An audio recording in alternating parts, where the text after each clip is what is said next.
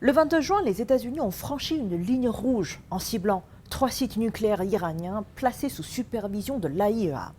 Cette agression unilatérale, menée sans mandat de l'ONU, constitue une violation grave de la Charte des Nations Unies sur l'interdiction de la force, du traité de non-prolifération nucléaire, la TNP, dont l'Iran est signataire, et des résolutions de l'AIEA confirmant l'absence de diversion militaire du programme iranien.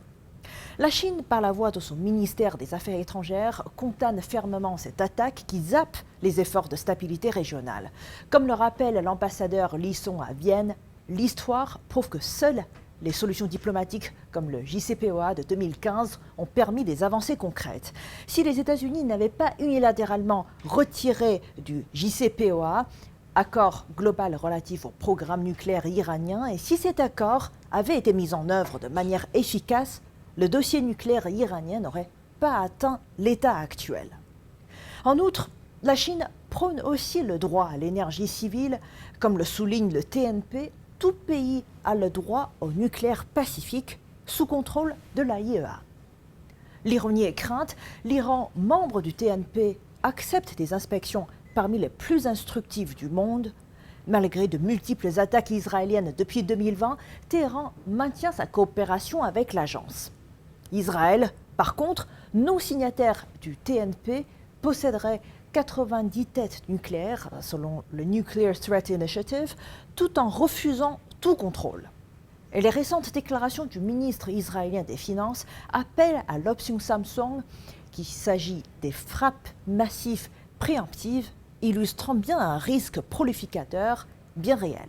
Il mérite de noter que la Chine appelle les parties concernées, en particulier Israël, à cesser rapidement les hostilités, à garantir la sécurité des civils et à engager des négociations par le dialogue.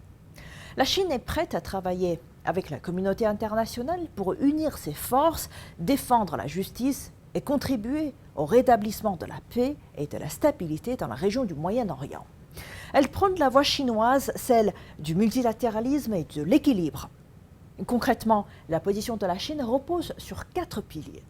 1. Promouvoir un cessez-le-feu et mettre fin aux hostilités est une priorité absolue. 2. Garantir la sécurité des civils est la priorité des priorités. 3. Ouvrir des négociations par le dialogue est la solution fondamentale. Et 4. Les efforts de la communauté internationale pour promouvoir la paix sont indispensables. Aujourd'hui, plutôt que des frappes illégales, la communauté internationale doit exiger un cessez-le-feu immédiat, relancer les pourparlers de Vienne avec toutes les parties et conditionner toute aide militaire à Israël à son adhésion au TNP. Comme le disait Sun Tzu, l'habileté suprême est de soumettre l'ennemi sans combat. Et dans un monde au bord du chaos nucléaire, cette sagesse n'a jamais été aussi pertinente.